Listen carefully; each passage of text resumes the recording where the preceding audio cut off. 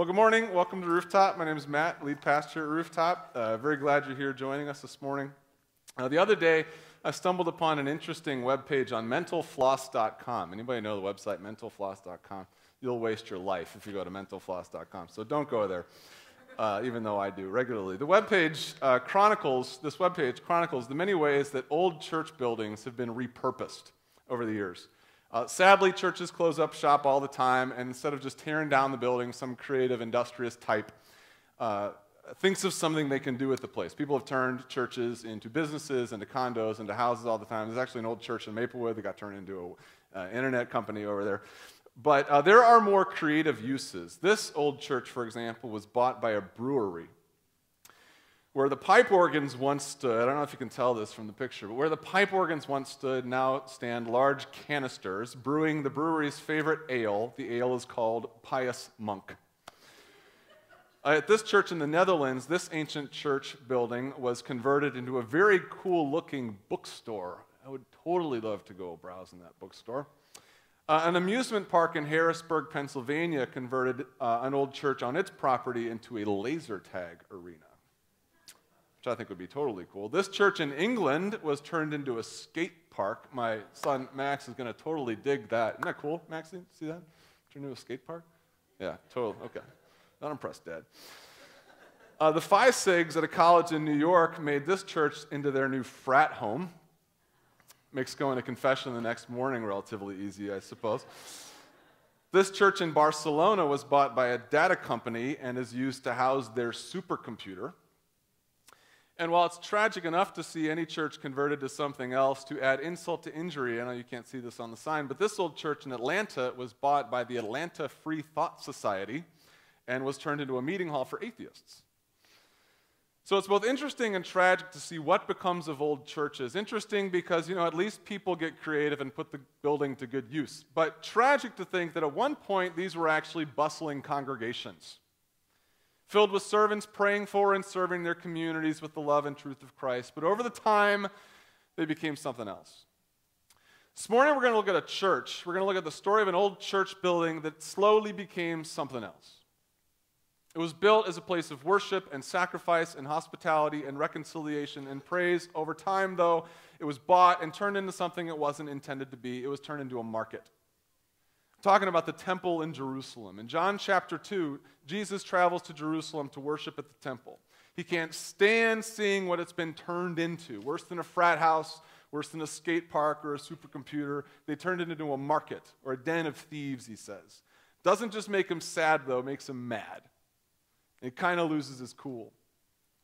And I want to study the story with you as part 6 of our series here called Savior Among Us, in which we're following Jesus through the early days of his ministry in the Gospel of John. During these early days of his ministry, he's kind of laying low, building up a little team of disciples, doing the occasional small miracle, like turning water into wine, if you can call a miracle small.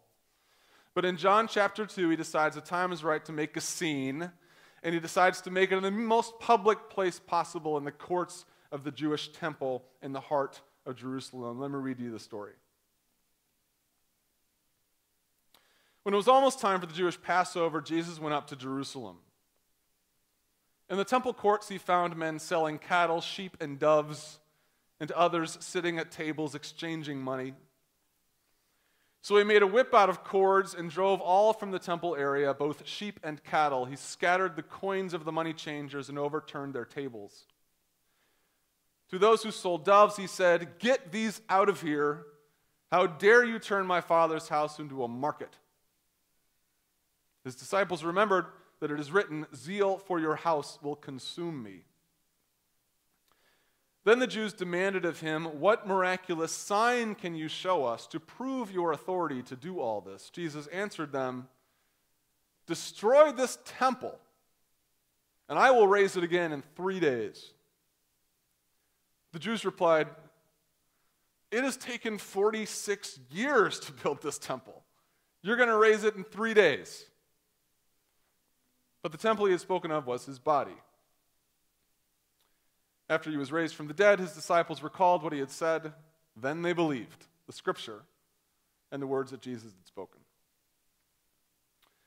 Probably you know the story. It's traditionally referred to as the cleansing in the temple, and it's included in all four gospel accounts, Matthew, Mark, Luke, and John. Anytime you run into a story that's included in all four gospel accounts, you know it's a pretty big deal. I mean, that gives you an idea of the significance that this story had to the early church. This is one of the few stories that all four gospel writers write and record.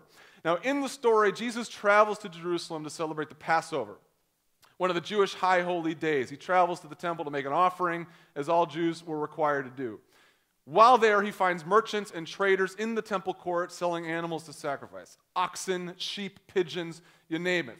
For Passover, people would travel hundreds of miles to the temple in Jerusalem to make a sacrifice, as commanded by the Old Testament. But that's an awful long trip to make with an ox. So you would instead bring your money and buy the ox at the temple when you got there. And Jesus sees this going on, the trading, the buying of animals, and for some reason he goes ballistic. Instead of praying and worshiping, people are buying and selling animals, arguing over prices.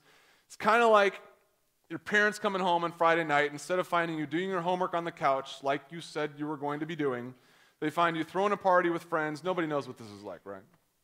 They find you throwing a party with friends. They're hanging from the chandelier. You've got friends in the hot tub. You're wearing a lampshade on your head. They'd be a little surprised, right? A little ticked. Jesus gets a little ticked. John writes that he makes a whip out of cords, drove them off from the temple area, both sheep and cattle, scatters the coins of the money changers, overturns their tables. To those who sold doves, he said, "Get these doves out here, these stupid doves. How dare you turn my Father's house into a market?" In other versions of the story, Jesus is even harsher. He says, "My house will be called a house of prayer, but you are making it a den of robbers." Now, let me pause here and ask an important question. What exactly was so upsetting to Jesus? I mean, was it just the buying and selling of animals? I mean, we buy and sell stuff here at Rooftop. We sell donuts occasionally out in the lobby. I mean, is Jesus going to come in and overturn our donut tables? Where are the cream-filled? What exactly is so upsetting to him? Just the selling of stuff? I don't think it's the buying and the selling that upsets Jesus so much as how they're doing it. For example, they're in the temple courts, practically in the sanctuary. The donut table wasn't set up outside the doors. The donut table was set up right there. But also, there's obviously something much bigger going on, much, much bigger. You see, Jesus was not the first prophet to charge into the temple and give a big speech, decrying the leadership of the place. Way back in the Old Testament, a very famous prophet saw that the temple had become a corrupt place with very corrupt leadership, and God told him to go do something about it. This had already been done before. Does anybody know the name of the prophet that did this very thing centuries before Jesus did? His name was Jeremiah. The prophet Jeremiah in chapter 7 decides to go confront the temple and its leadership, which was corrupt in his day too. And Jeremiah goes to the temple and he stands in the exact same spot Jesus might have been in and gives a big speech. And here's what he says: "Has this house which bears my name become a den of robbers?" Jesus is quoting somebody who has already done this. Jeremiah's speech is a warning to the Jewish leadership that if they don't reform their ways, he would destroy the temple. This is exactly what had happened. This is the second temple. The first temple they built was destroyed by God because of the corruption of the leadership. Jeremiah announced its destruction. So Jesus, for his part, goes back into the temple courts and quotes Jeremiah, telling him the same thing's going to happen if you don't change your ways. So is Jesus really upset with the merchants for selling doves? Is he kind of blowing his top here? Or was this a planned, staged demonstration and protest? I mean, Jesus had been to the temple before. Was this the first time he ever got really ticked off? Or was this the moment that he decides to let them know what's going to happen? So Jesus was surely upset by all the commerce and the buying and the selling of animals right in the middle of the temple, but he's also announcing to the temple leadership that God is getting ready to judge them the way he judged the Jews during Jeremiah's day. Jesus doesn't really blow his top as much as he decides it's just time to get their attention. In any event, the plan works. Jesus gets their attention. The temple leadership rushes some people over to find out what's going on. The priests show up with animals scattering, merchants bent over picking up their coins, tables overturned, and a red-faced madman huffing and puffing in the corner. They charge over to the madman and ask him, "What miraculous sign can you show us to prove your authority to do all this?" If you think about that, this is an interesting question. They don't tell him to leave. They don't arrest him. They ask him to prove his credibility. Prove your authority. If you're going to charge in here and behave like a mad prophet, prove that you're one. Do a miracle. This actually puts Jesus in a pickle. He's not averse to performing miracles. He's done it before, he'll do it again. He just doesn't like performing miracles for skeptics who aren't going to believe anyway. But he knows he's got to demonstrate his authority somehow. You can't charge into the temple raving like a prophet without showing some papers. So he gives them the ultimate sign to prove his authority. He says, "Tear down this temple, I will build it again in 3 days." The Jews are thoroughly confused. They turn to their big, huge, expansive, expensive temple, and they ask Jesus, "It's taken 46 years to build this. We had to haul in cedar logs from Lebanon. We quarried rocks from hundreds of miles away. It took legions of builders, decades to build this. You're going to do all that in 3 days. You're either an idiot or a madman." Of course, it doesn't occur to the Jews that Jesus is talking about something else. Not even his disciples realize this. They're confused too. John writes that only later did it occur to them that Jesus wasn't talking about the temple, but the what? The temple. He writes that, "But the temple he had spoken of was his body. After he was raised from the dead, his disciples recalled what he had said." So Jesus is here making a theological point that nobody gets at the time. He's making the point that he's the real temple. If by temple we mean the place where God dwells, God doesn't dwell so much in buildings as much as he dwells in Jesus. That's the temple he was talking about. Nobody gets that until later, after his resurrection. In fact, I would have loved to have been sitting in the little circle of disciples after the resurrection when it finally dawned on one of them, we don't know who, what he was talking about. Oh my gosh, the temple. Just out of the blue, it finally occurred to somebody after Jesus had floated away into heaven. I get it now. The temple, he's brilliant. For the record, I love that Jesus knew exactly what he was saying, exactly what he was doing. He didn't give a rat's butt that nobody understood him. Nobody had any idea what he was talking about. He knew they would get it. That's the story of the cleansing of the temple. It's a dramatic story with conflict and scale and bad guys and passion and foreshadowing and animals. But beneath all the drama is actually a pretty simple point here. The point, I think, is that Jesus has authority to direct our worship.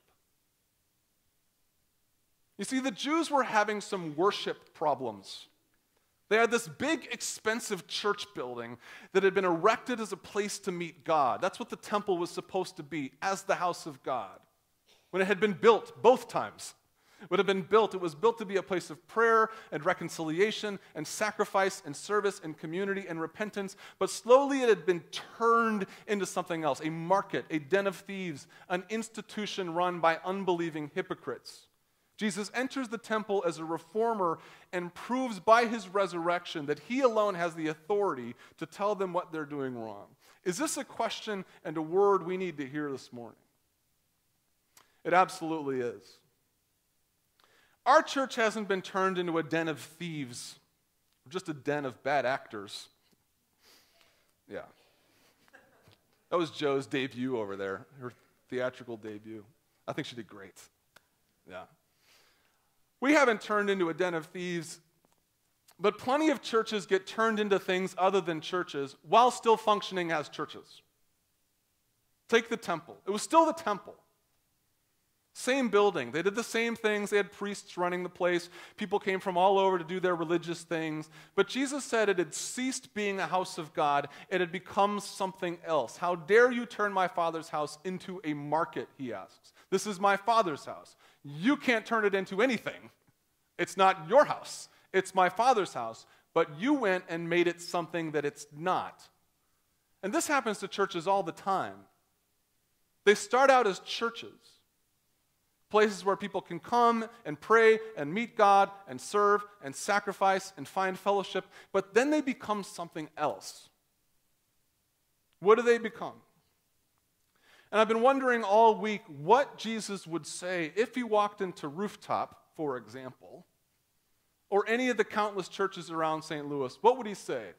How dare you turn my Father's house into a... What would he say? What have we become?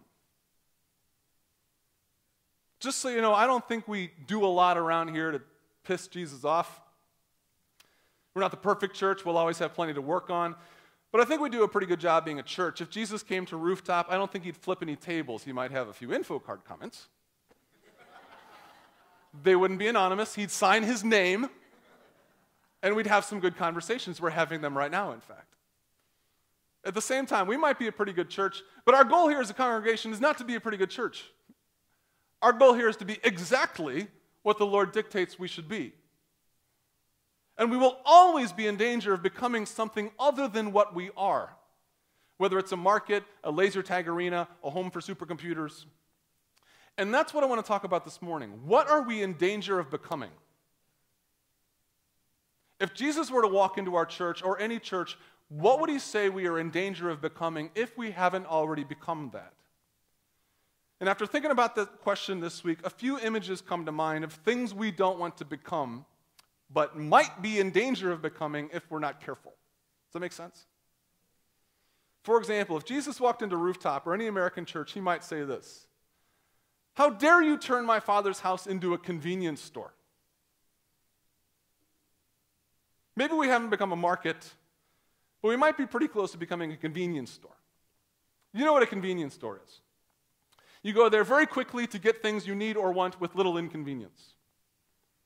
Modern people especially are very busy, have very little tolerance for having to go out of their way, so we demand gas stations on every corner. We need Walgreens to have everything we need. We need a grocery store within 3 minutes of our house. I'm part of the problem here too. For example, I live over off Mackenzie, very close to 2 grocery stores. There's a Deerberg's and a Shop and Save within 3 minutes of my house. We shop at the Shop and Save because it's much cheaper, but it's 50 yards further. My wife's laughing. And you have to drive through a stoplight and turn left. And you have to bag your own groceries. It's so much easier to just drive straight up into Deerberg's. You can just drive right through the intersection. Pay a few bucks more, it's just right there. And I hate the inconvenience of having to drive. Not walk, not ride on pony. Drive 50 yards further to go to Shop and Save and have to bag my own groceries. Churches know this, that there are people like me out there, that people like convenience, so they make themselves as convenient as possible, get in, get out, easy kids check-in, easy access, sermons online, giving online, design everything you can to make worship easy and convenient. Now, some of this is it's okay. It's not like churches should be intentionally inconvenient. But you can go too far with this. I heard of a church that, in a desire to reach busy people, guaranteed their people a half-hour church service, no matter what. It was their guarantee. Half-hour worship, no matter what. We promise. Yeah, really short sermons. That sounds just terrible, right? Even as we're looking for a new building, and even as we're looking for a new building, it's so tempting to worship the convenience God. What's easiest for the most number of people to get to? It's almost like if we move 10 minutes further away than we were planning, we're at risk of losing half our people. How do you do ministry with commitment like that? Now, I know it's more complicated than that, but being a Christian is not a matter of convenience. Jesus said it was hard, not easy to follow him. Following Jesus requires going out of the way, giving lots of money, taking the narrow path, putting up with difficult people, not getting everything you want. When we treat church like a convenience store and bow to the convenience gods, we lead people away from God, not closer to him. So maybe you would say that. How dare you make my Father's house into a convenience store? Here's something else he might say. How dare you turn my Father's house into a show? That's what a lot of churches can feel like a show. You know what it's like to go see a show? Go to the Fox, sit back, watch the performers, you pay your money, find your seat, take it in, you applaud, you go home. Church can feel like that. People come, sit down, take it in, applaud, throw a buck in the offering, go home. Church becomes a spectacle. Now, granted, churches can do a lot to reinforce this spectator dynamic. Last year in one of my preaching classes, we had a very spirited debate about whether preachers should show videos in church. I was the lone advocate. The opposition, all of them, argued that videos are an inherently entertainment-oriented medium, inappropriate for worship, and by showing people videos, we're training them to watch in church as opposed to participate in church. Fair point. But it's not just videos that can reinforce this spectator dynamic at church. We play cover songs. You hear in your iPod. We use a band. We rock out like they do at concerts. We've got the camera rolling and the lights flashing. We do intense dramas. Plenty of people have said over the years, I'm not going to pretend they don't say this, plenty of people have said over the years that Rooftop sometimes feels like a show. I get that. But the thing that might make Rooftop feel like a show isn't the videos, it's not the captivating opening skits, or the cover music, or the gyrating musicians. The thing that might make it feel like a show sometimes is the people sitting in the chairs watching and not doing anything. That's what makes things a show. Not performers giving their all, but spectators sitting back. People have asked over the years, why are musicians get so into it sometimes? Why they gyrate and move around? And I ask them, is that the problem? Why aren't you gyrating? David danced naked before the Lord. You're sitting in there in your clothes. You can go too far with that too. It's not the guy showing the video that Jesus would point his finger at and calling church a show. It's the person who shows up to church expecting to be wowed, entertained, impressed. Maybe you came here this morning expecting to see a show. Be honest. Maybe that's what you came expecting, hoping for. Maybe Jesus is pointing at you. How dare you turn his Father's house into a show? The antidote to showy church is to get involved. Sing the songs, clap your hands, gyrate a little. And practice. Serve on a serving team, volunteer. Make it a church. Jesus might say that. We made his Father's house a show. Lastly, Jesus might say this: how dare you turn my Father's house into a club? Plenty of churches get turned into clubs. When I think of clubs, I think of a social organization that exists for the members, all of whom happen to look an awful lot alike. That's what a club is, whether it's a golf club or a social club or a dance club. It's an organization that exists for the members, all of whom happen to be the same type of person. Maybe they all like golf. Maybe they're all knitters. Maybe they're all white, or they're all women, or they're all young and attractive. Churches get turned into clubs, too, almost with no effort. Nobody plans it, it just happens. People like going to churches with people who look and sound like them. Oftentimes, it isn't even the church's fault. It's people who are looking for a church with people like them. Rooftop has worked so hard over the years to be an inclusive church for people of all ages, ethnicities, genders, persuasions, education, income levels. It's worked kind of maybe slightly barely. Because sometimes that's not even what people want. I met a visitor several months ago here on Sunday morning. She came in, she sat down. We love visitors here at Rooftop. Welcome. So I went over and met her. She said she was hurting, she needed a good church. I said, good news! You found it. The Lord brought you here. We are a good church. She said, yeah, but there's not a lot of older people here. She had a few wrinkles to speak of. I said, yeah, it's all good. What is age when you're worshiping the Ancient of Days, right? She said, yeah, but I just need to know I can relate to these people, and there's all these kids. I said, yeah, but kids are good. And besides which, you want some age? I'm almost 40. It's just wait around a little bit. And we've got some 50-year-olds, Mike and Nancy Hicks over there. They're 50. They're holding up beautifully. I cleared that with them, by the way. I think Nancy might be regretting it. We've got my parents are 60-year-old. They're here we've got some 70-year-olds, and everybody's going to get older. I gave it my best sell. No deal. She didn't come back, which is a shame. God brought her to a great church with great people, but there weren't enough people like her. For the record, that's not your fault. She came clubbing.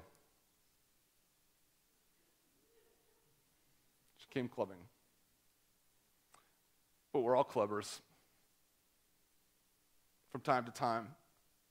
And this is what we're up against. People who come to church looking for a church filled with people like themselves. That's not who we are. That's not what we're called to be. In fact, we don't even exist for ourselves. You're not even here for yourself. We exist for the people who aren't here yet. People who don't know God, haven't stepped into our doors. I know this might be bold and challenging for you if you're here for the first or the second time, but you are only slightly here to have your needs met. You're mostly here to figure out how God can use you to bring others into this building and into a relationship with Him.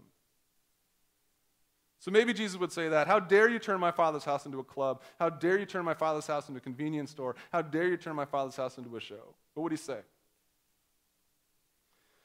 I'll let you think about that, talk about it in your small groups this week. But before we wrap up, let me make one more observation. We might go a little bit long this morning, but let this be a lesson to you that we are not a convenience store. One more observation from the story, and then I'll close with another story. John describes the scene in the temple of Jesus going crazy, arguing with the leadership, driving out the merchants, and then he makes this interesting comment. He writes, "His disciples remember that it is written, 'Zeal for your house will consume me.'" That's a quote from the book of Psalms in the Old Testament. And the psalmist is saying that he loves God and his house so much it could kill him. That's what it means. Zeal for your house will consume me. I am so in love with what God is doing in his temple that I'm upsetting an awful lot of people and they're coming for me. Zeal for the Lord's house will consume me. And the disciples saw Jesus being completely overwhelmed by passion for his Father's temple. They thought of this first. And they especially thought of it after Jesus died when his temple really was destroyed. Wow, they thought. Zeal for God's house really did consume him. Didn't just consume him. It killed him. It reminds me of a scene that I've told you about a few times, but I should tell you about more often. Back in 1999, my wife Michelle and I were living in Texas working at a church plant in Austin. We were planning on coming back to St. Louis to start a church. We knew St. Louis needed one, at least one, right? At least a couple more. St. Louis is a very religious town. Have you been around St. Louis? Very religious town. There's a real shortage of good churches. So we were planning to come back to St. Louis, thinking about starting a church, but one memory from Texas sticks in my mind as the moment my resolve hardened about making this a reality. I was driving in the Austin suburbs late for a meeting, and up ahead, I saw this pristine old church building. It looked like a church building from Walnut Grove. You know what that is? Little house on the prairie. Just this pristine old church building with this white steeple and big windows and white clapboards. The parking lot was packed, and I assumed they were having some sort of evening service. And I got closer and closer, and I saw the sign out front, though, and I saw what it read. What did it say? Karate Dojo. Karate Studio. I laughed, chuckled, but then I felt sad. Church hadn't been turned into a laser tag arena or a supercomputer home. It had been turned into a karate studio. And I saw all these kids in karate uniforms going in and out for their karate lessons. And then I thought of all the churches around the world that will eventually get sold and turned into something else. And I thought of all the churches that are still churches but have actually already become something else. Markets, shows, convenience stores, clubs.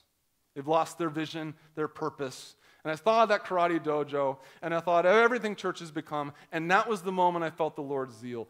That was the moment I decided to give my life to starting a church that stayed a church, even if it consumed me, even if it killed me. And the lesson of the cleansing of the temple is that this is God's house, not our own. Rooftop belongs to Him, not to us. Jesus alone has authority demonstrated in His resurrection to tell us who we are and what to do. We are not a market. We are not a club. We are not a show. We are not a convenience store. We are a church.